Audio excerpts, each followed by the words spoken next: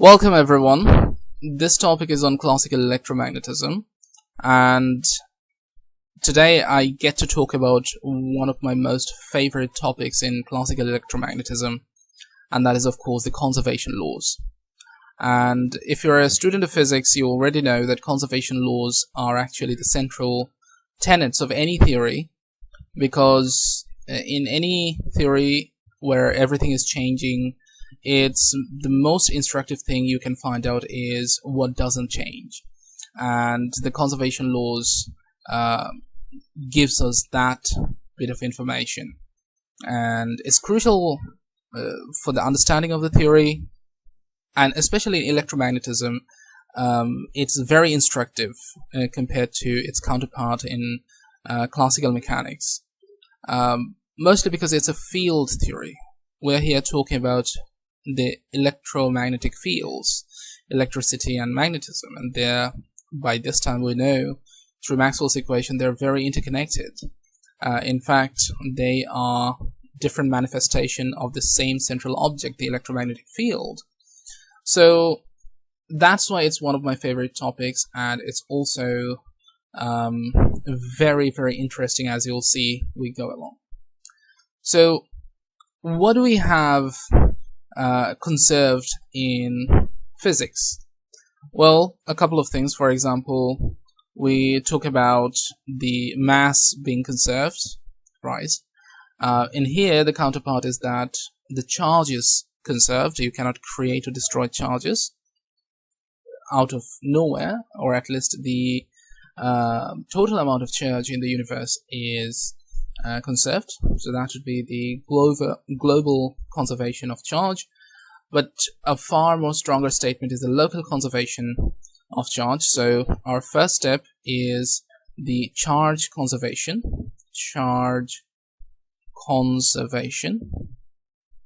Okay, so that's number one. Then what do? The next important thing that we want to know about is the conservation of energy. So energy, as you know, is also of central importance to any branch of physics, really. So we have conservation of energy. Now, once again, we have seen energy conservation laws in classical mechanics. Here things will be a little bit different. It has a richer structure, and conceptually it's much more interesting compared to the typical energy conservation statement we have had. And not to say that the usual energy conservation is not interesting or lacks anything, it's just that this one has far richer structure. Of course, another central one is the conservation of momentum. So that's what we have next, momentum conservation. And when talking about momentum conservation, we actually see the use of a very important object, which is this application of stress tensor. And also we get to test the Newton's third law being violated, because the momentum conservation just due to the particle interaction is not correct. And as we'll see, the fields themselves, the electromagnetic fields, they have a huge contribution in the statement of momentum conservation. So that part is also very interesting. So momentum conservation,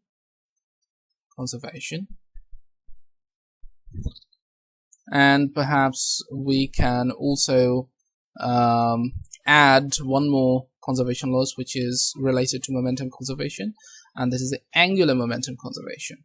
Angular momentum conservation. So as you can perhaps comprehend from just this statement, is that all of these are extremely important and central to any theory in physics, and in classical electromagnetism it is mathematically very rich. It is also very instructive. It shapes your intuition in a way that hasn't been shaped before, and it's just a good practice if you already know this topic. So I'm going to go through all of these topics one by one, and we're going to discover a lot of things and perhaps hone our understanding of physics much better compared to what we already have. So let's start with the first topic, which is the charge conservation. Okay, so first we start with the conservation of charge, and as we have already foretold, that the conservation of charge has actually two statements. One is the global conservation, global, and that says the total charge in the universe is constant. So total charge in the universe is constant. Okay, but more importantly and more rigorously, the stronger statement is the local conservation of charge. So local, and it basically gives out the continuity equation, and it's a process that we have already seen perhaps in many places, and let's just see that once again. So there is a region in space where the charges are distributed, right, and the density of the charge is given by this function rho, which is dependent on which point you choose to inspect and at which time you choose to inspect. And then you choose a region, okay, we'll call this V, which encapsulates some charges, but these charges are not just stationary charges, as we can see from the time dependence in the charge density. They can get in, they can get out, and the only thing that we're equipped with the idea that the charges are neither created nor destroyed.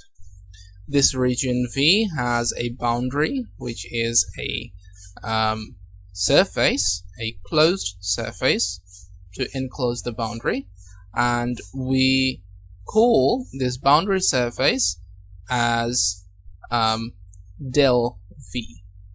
It's a standard notation often used to indicate the boundary. So the question is, what is the net charge enclosed within this boundary? That means what amount of charge does this volume contain? And that is given by an integral. So Q, which is now a function of t, is going to be the volume integral over this region, but the volume integral of what? The density. So rho of r comma t d3r. This means volume integral, and a lot of cases a volume element, actually I should say volume element. In a lot of places actually we write dv or d tau, but the standard notation is this, and I'll be sticking to that notation. So on which volume you take this integral over? Of course v, right? That region we have chosen to select. Alright, so now we use the local conservation of charge, which says the charges that leaves the volume must go out through the surface.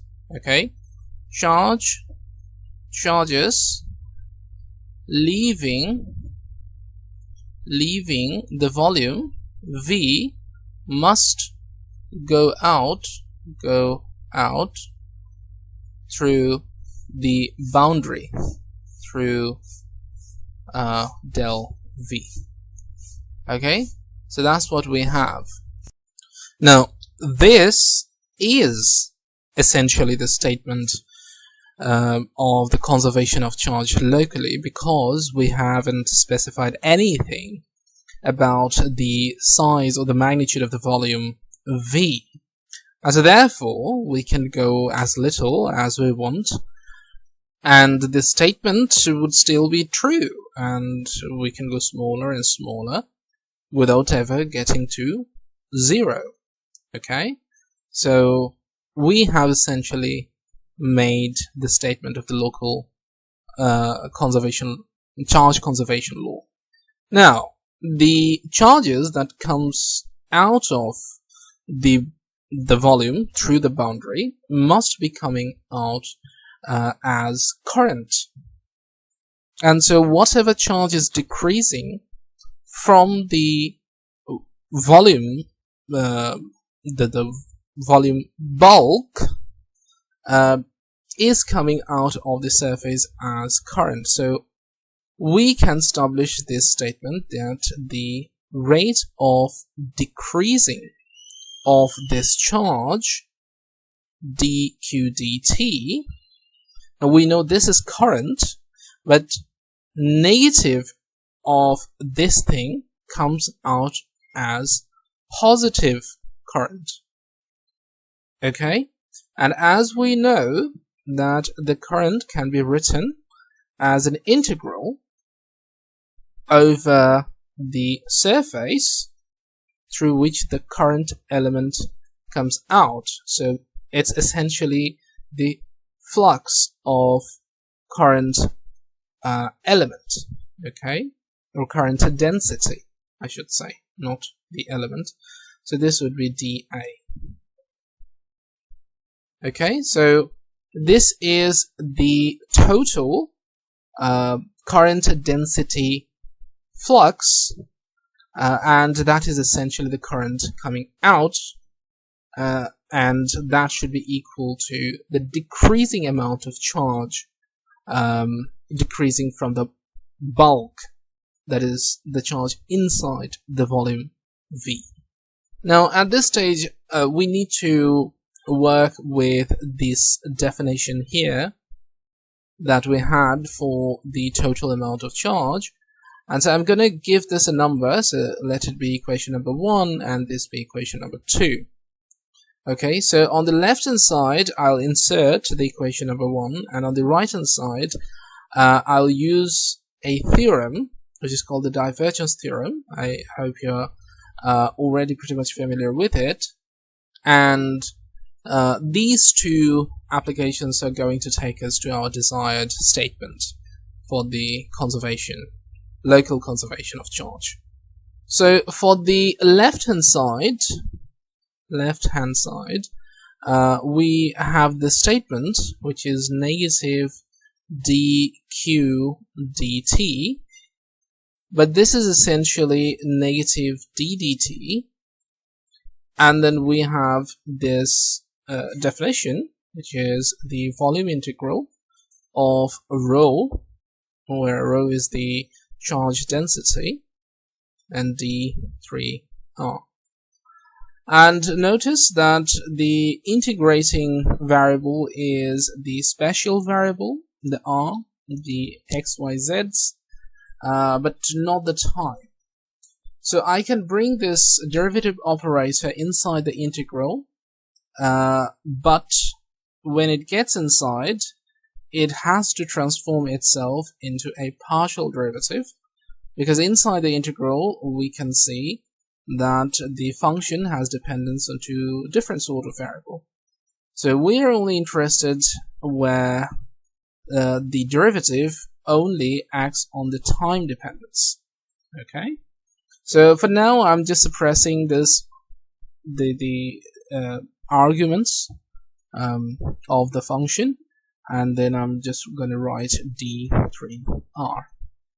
So that's the left hand side. What's on the right hand side? The right hand side, we apply something called the divergence theorem. So what does it say? It basically says this is an enclosed surface, so I might as well put a circle here. So the divergence theorem basically says if you have a surface integral on an enclosed surface, just like here, okay, then that thing is equal to a volume integral. Okay, so this is due to divergence theorem. Okay, so you turn it into a volume integral. Okay, so integral over v as a volume integral, and we have d3r, and the integrand is basically the divergence of the whatever vector function you have here. So this is going to be the divergence of j. So now what we can do is to again insert these two into the two sides of equation number 2, and what do we end up with?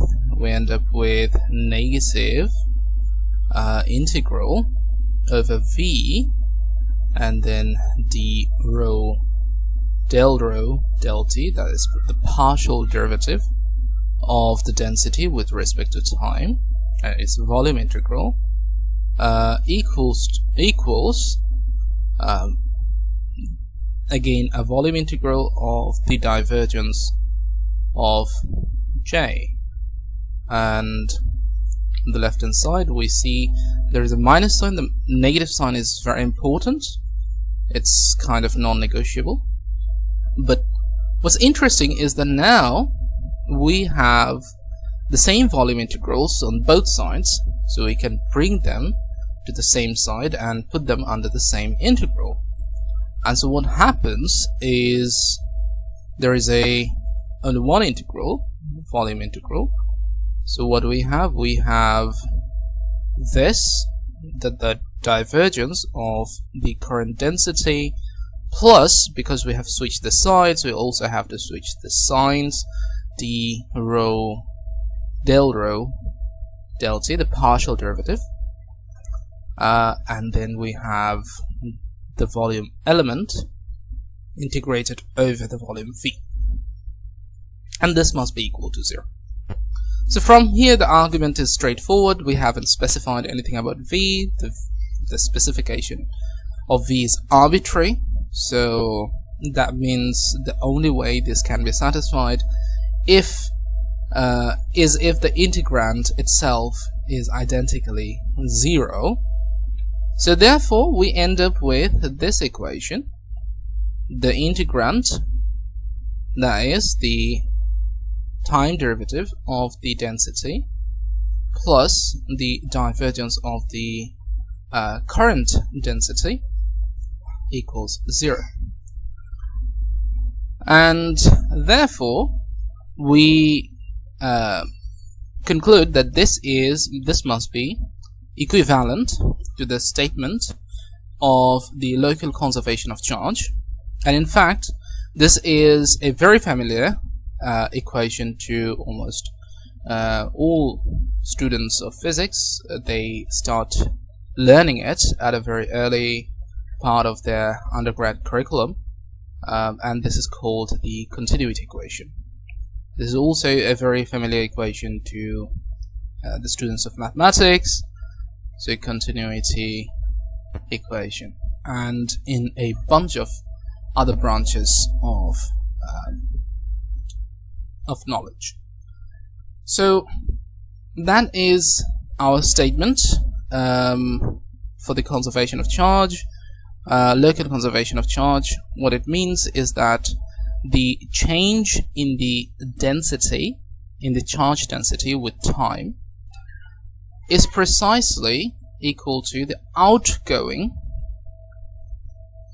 That means if the charge density decreases, is precisely equals to the outgoing current.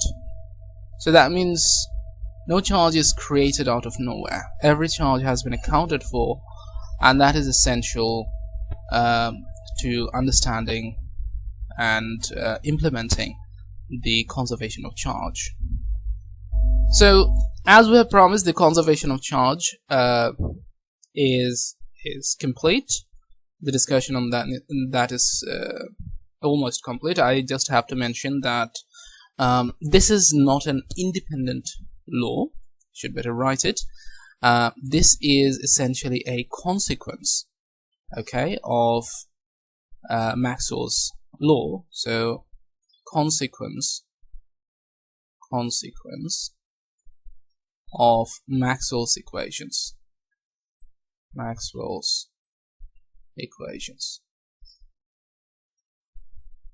Okay, yeah. So this is not independent. Okay.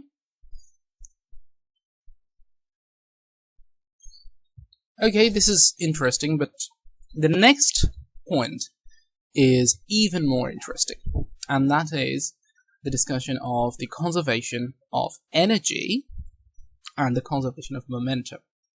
And so these are the places where we have the most interesting stuffs. Okay. Just to spoil things a little bit, we will learn about the currents that are relevant to energy and currents of momentum, okay, and the density of energy and the density of momentum, and they will have a kind of relationship that is inspired from this one. As you can see, what we have here is a very what should I say, ideal or rather an archetype equation. So anything that has to be conserved needs to have some kind of resemblance here. And the two factors, the two important quantities that are involved in here is a density and a current. So if we're talking about the conservation of energy, for example, we'll define, or we'll have something like the energy density and the energy current. Similarly, if we're talking about momentum conservation, we'll be defining something analogous here, which is the momentum density and the momentum current. And so therefore, this is where interesting stuffs, new stuffs, come about from the analogy with the stuff that we already know about. That's one of the most interesting and exciting thing in this chapter, and I believe you'll enjoy this as we go along.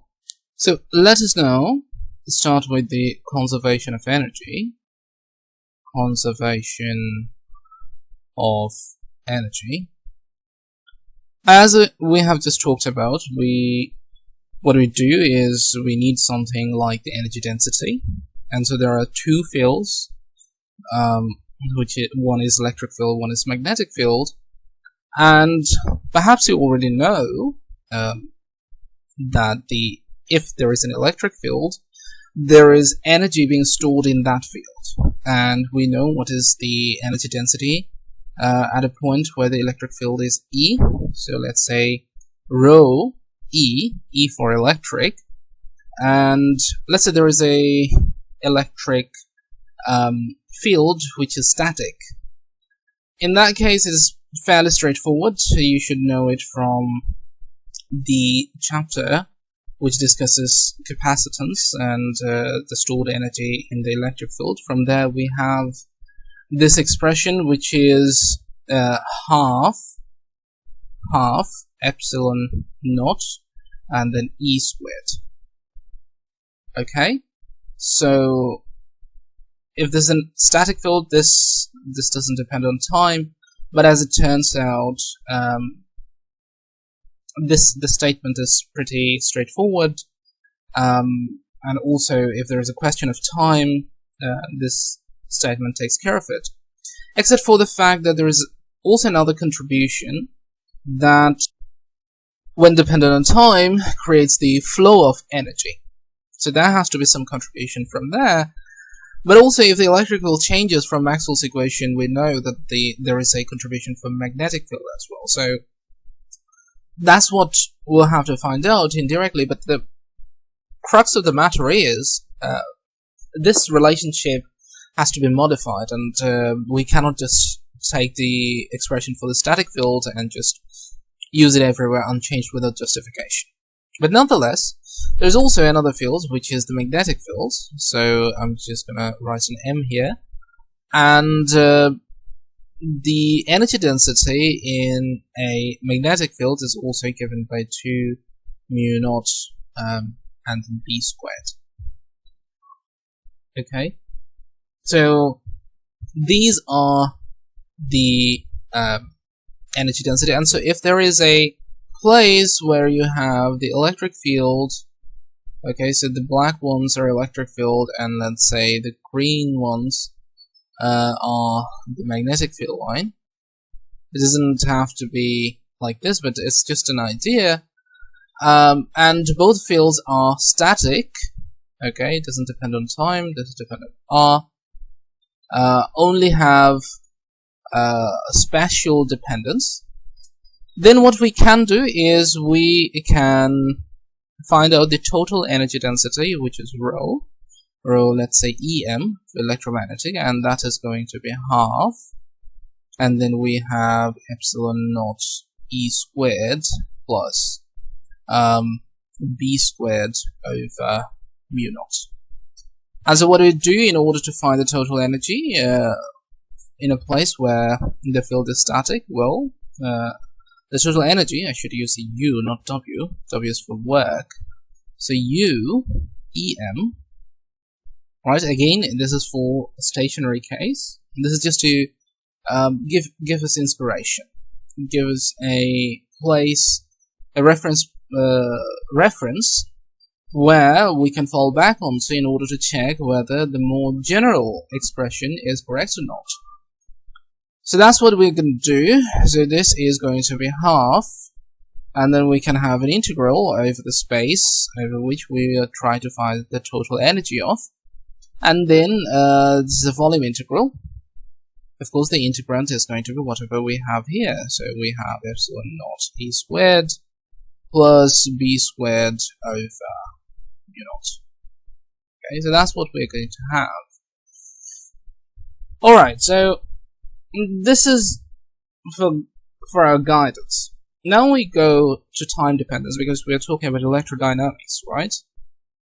So what if there is a time dependence? So we have a charge configuration, the current configuration, that produces some kind of field, and then the next instance the field changes, right? The charges move around, the field also changes accordingly. The question is, what happens then? And of course, so this is for static, right? Of course, in a dynamic case, there can be work. The energy can be flowed in or out. We have to explore that possibility. So that's why we will be starting there. So this is for static case. Static case. Okay, let's move on to the more general cases. So in a more general setting where there is a charge distribution and there is a current distribution, right? And they change after a while. They change into some kind of different distribution, right?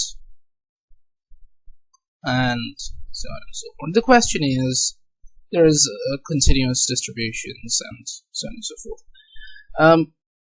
And this happens, so in here the time is t, in here the time is t plus dt.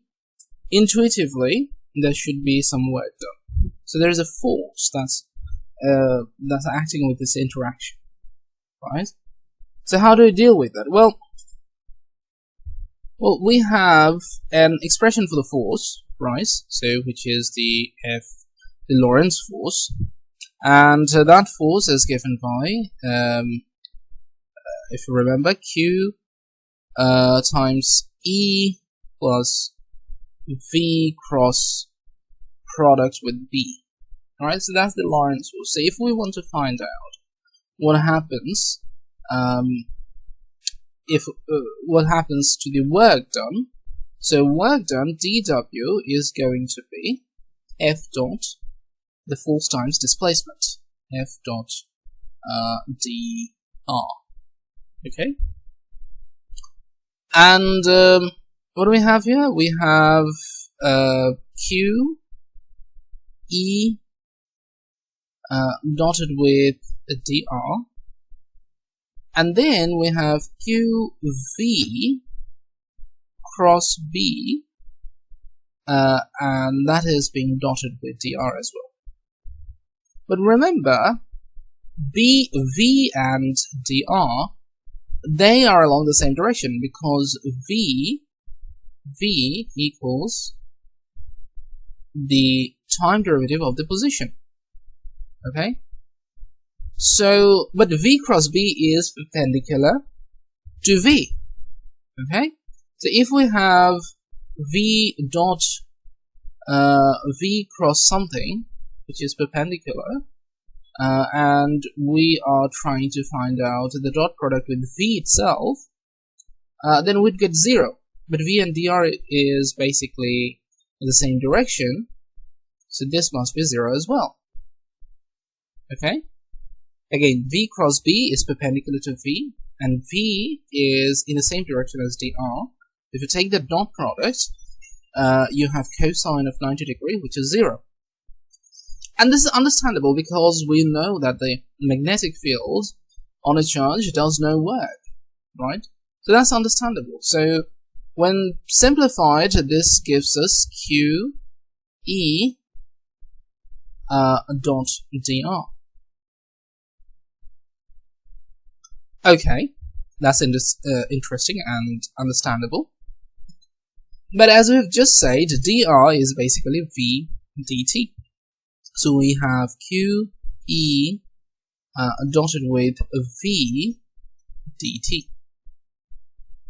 Okay.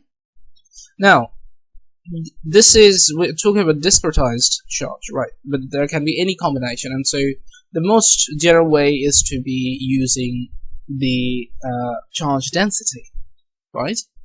But how do we have charge density? So remember, Q is basically so what would be Q? So Q would be rho times d3r. Okay, so it's the volume element times the charge density. Okay, but also, and this would be interesting, I promise, rho times V is the current.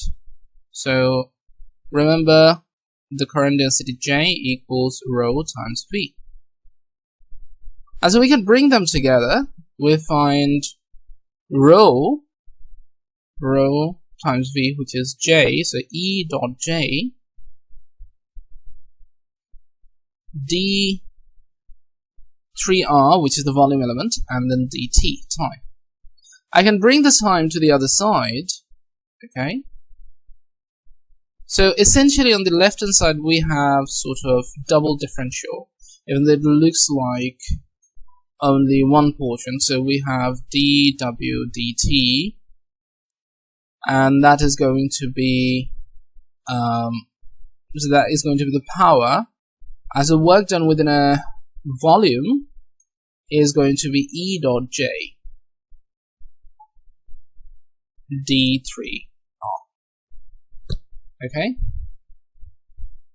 so mathematically could have been more sound, but this works for us. This is no less rigorous, and we'll now have to deal with it. So this quantity then in the middle, it tells us a lot about what's going on here, right? So what is E dot J? What is that? Now E dot J from here, it's power, right? But it's power per unit volume. Power per unit volume. But we can break it down further by saying this is work per unit volume per unit time. That's what it is. Okay, so now what we can do is we can use the Maxwell-Ampere law, right? Because that's where the J appears. So we try to remember what happens to the Maxwell's Ampere law is that we have the curl of B equals mu naught times J, right? So that's where this term comes from. And then what we have? We have mu naught, and then we have epsilon naught, and then we have dE dt. So being a little bit sidetracked, so it is better if we try to denote things with a different color, right? So I'm going to go with green in order to carry out the calculation. So from here I can find out, well, I'm going to choose the green color.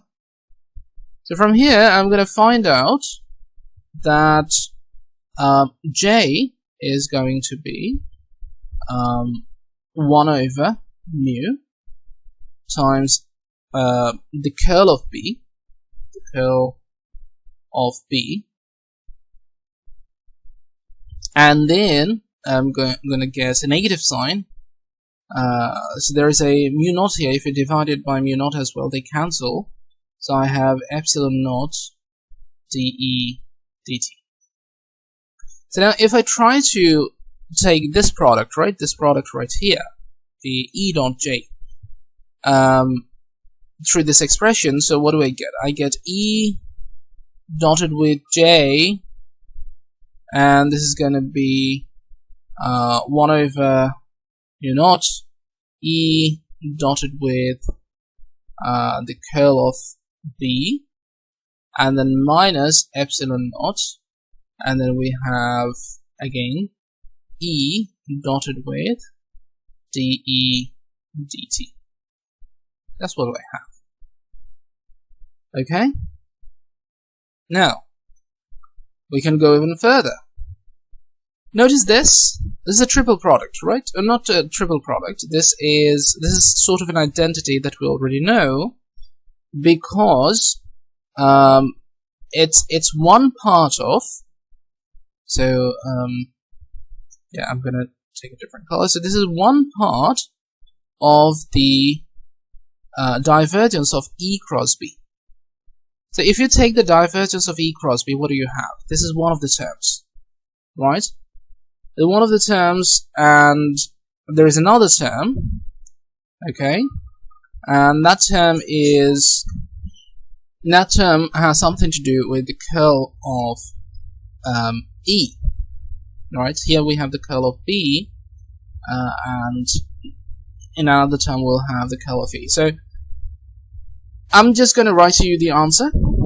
Okay, the answer is going to be there would be a minus sign here, and there would be a plus sign. What is the plus sign for? The plus sign will give us the extra term, which is B dotted with the curl of E. That's what I have. Okay, that's what I have, and then I can simplify it further by saying, oh look, E dot J is negative, right? Well, I took the whole term, but I didn't consider the epsilon naught here, so I'm just gonna take this part, right? Right, only this part. Yeah, just to be on the safe side. So I have negative 1 over mu naught, and then the divergence of E cross B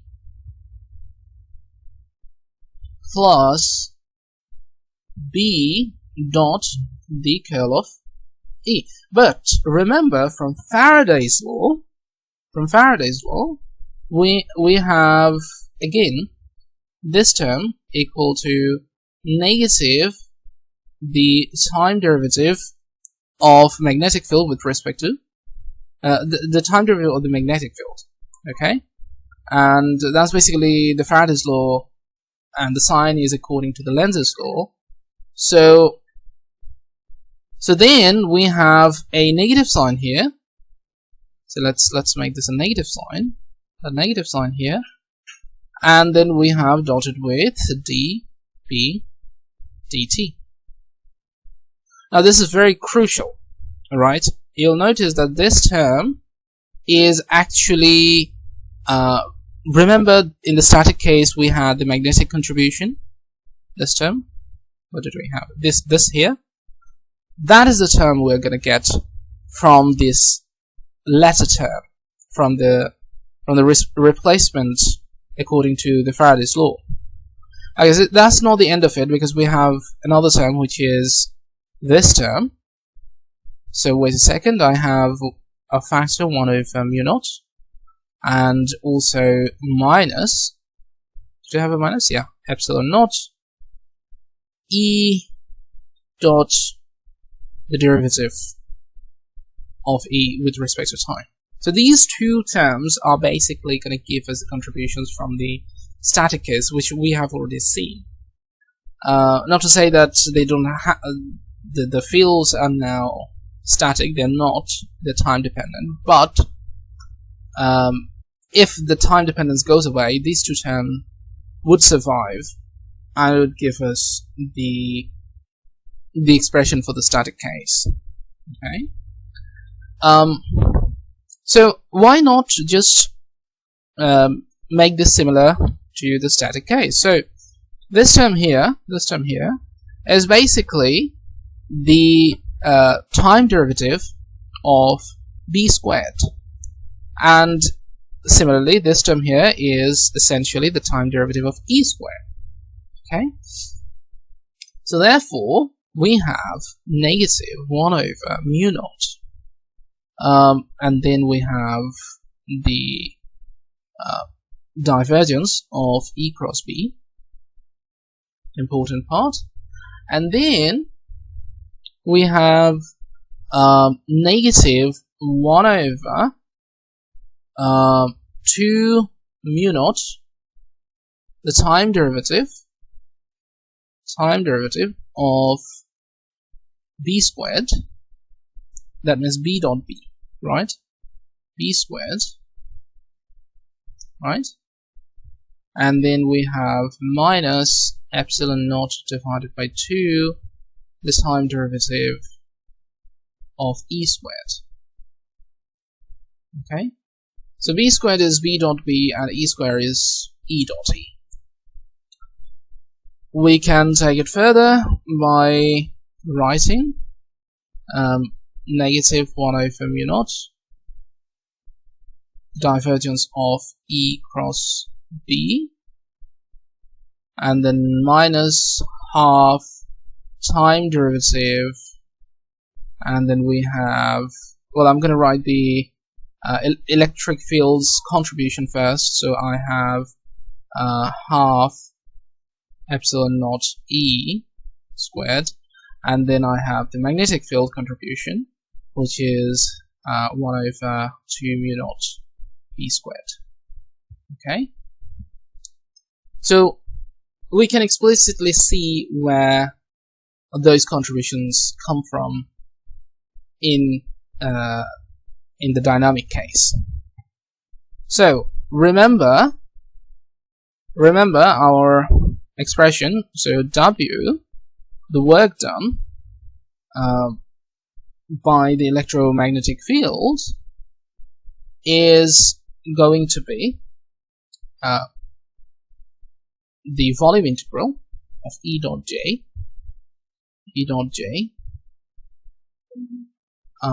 and then we have D3, the volume element.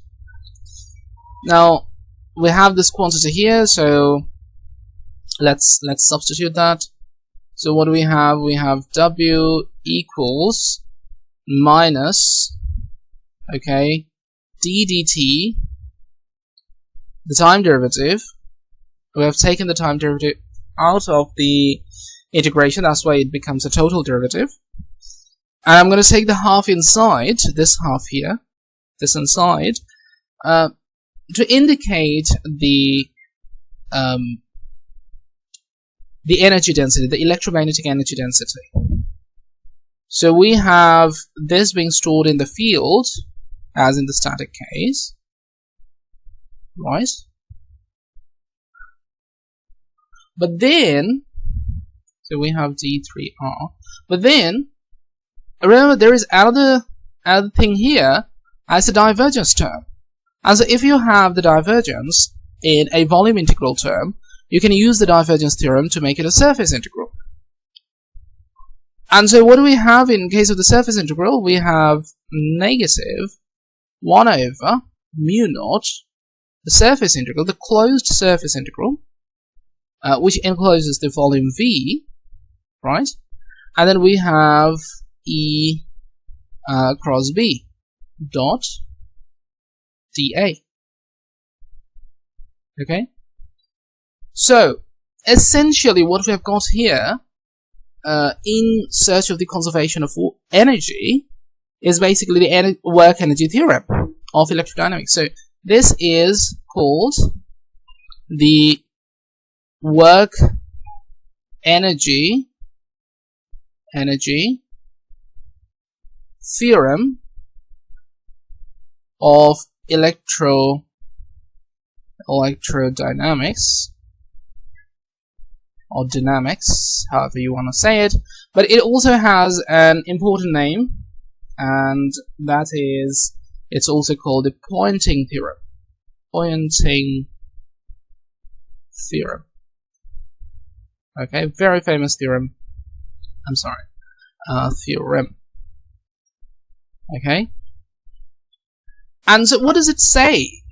We have this expression, what does it say? So what it says is that the first integral, the first term,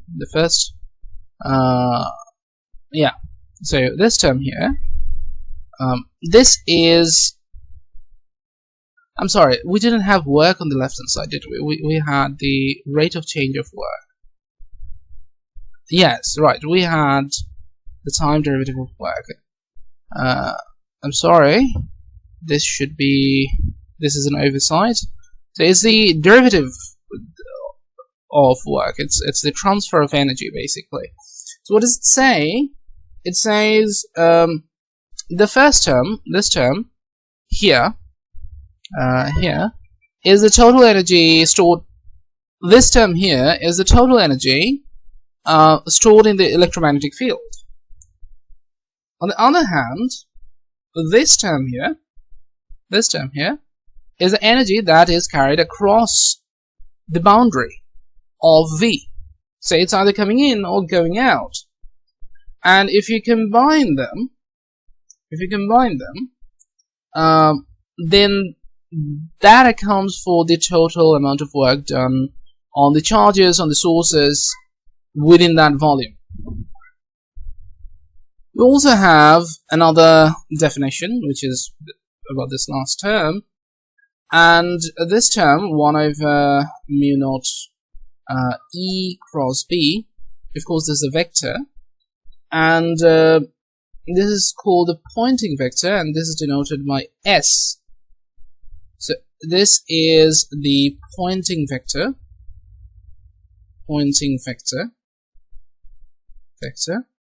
and what does it say? It says the energy per unit time, per unit area that's been transported across the boundary. So this is the energy transported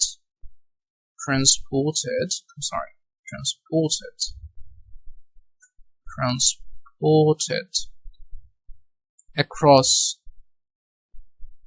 energy across the boundary,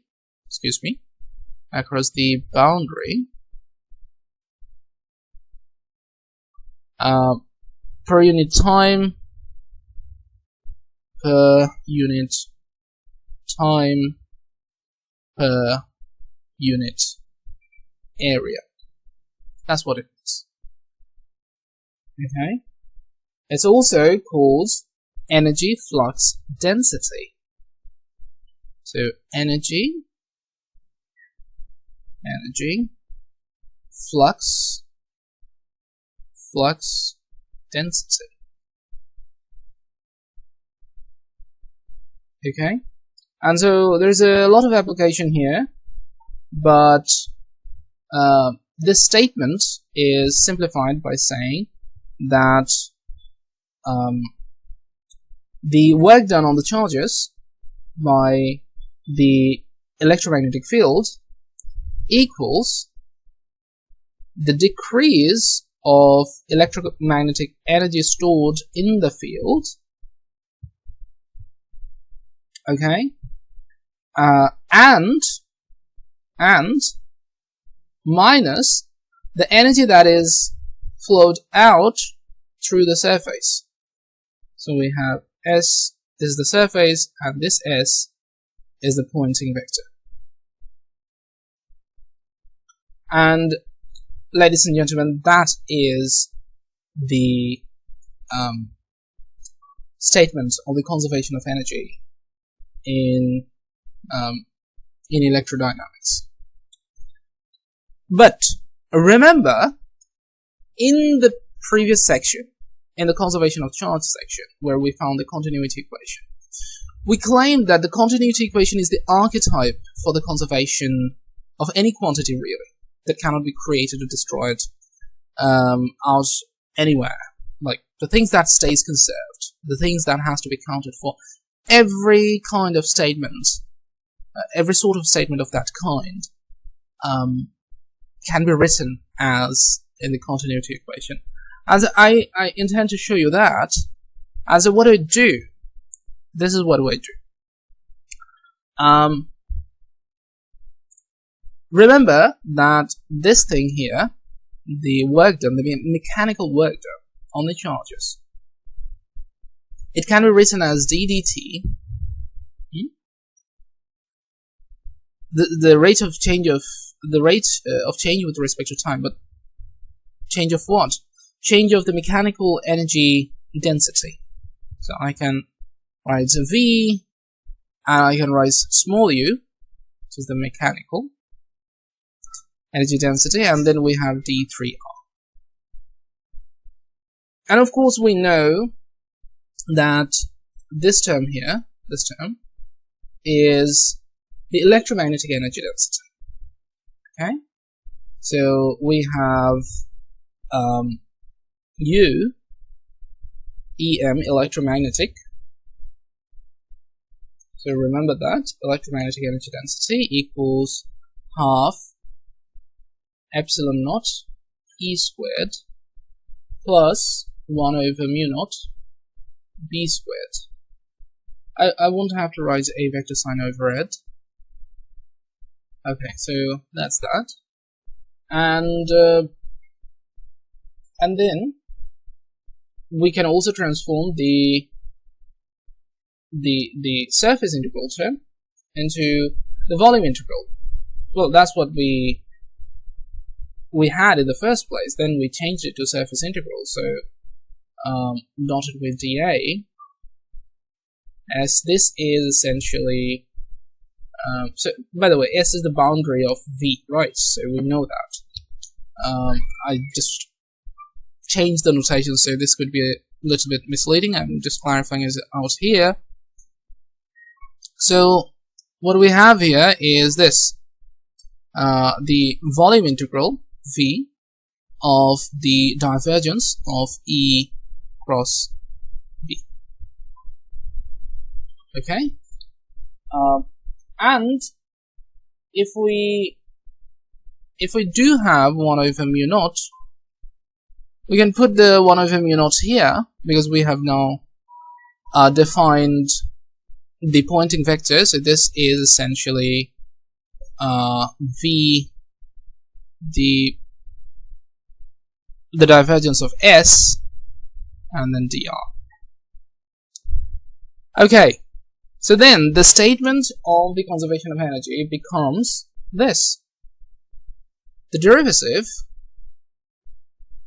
of the mechanical energy density, the time derivative of the mechanical energy density and the electromagnetic energy density combined is going to be equal to negative divergence of S. Well, we can make this positive and take the equal sign to 0 here, okay, so that things are more readily apparent. And notice, suddenly, we have the continuity equation. So remember the continuity equation. If we write it in terms of electromagnetic energy, now rho is no longer the charge density, it is the energy density. This plus the divergence of S equals to 0, then S is the analog to the current density. In this case, it is going to be the energy current. Energy current. So Poynting vector is basically the energy current density. Before that we had J, which was the charge current density or electric current density, more appropriate to say, but in this case it is the energy current density. What an amazing analogy, and even more interesting interpretation. And also notice the energy density. Also notice that the energy density is different from what we had in the classical mechanics. In mechanics, energy density meant only mechanical energy density. But as we see here, the electromagnetic field also carries energy, and so there is an energy density associated with the field itself. Okay? So the latter part isn't new, because we knew from the discussion of capacitance, where the electric field carried energy, or the discussion of inductance, where I knew that the magnetic field carried energy. So that is not really a surprise, but it's an interesting distinction to remember, that here the field themselves carries the energy. Okay? This is even more interesting when we go to the next topic, which discusses the momentum conservation. And we should also, if the momentum is conserved there, spoiler alert, it is, we should also get a similar continuity equation for momentum. And that's our next objective.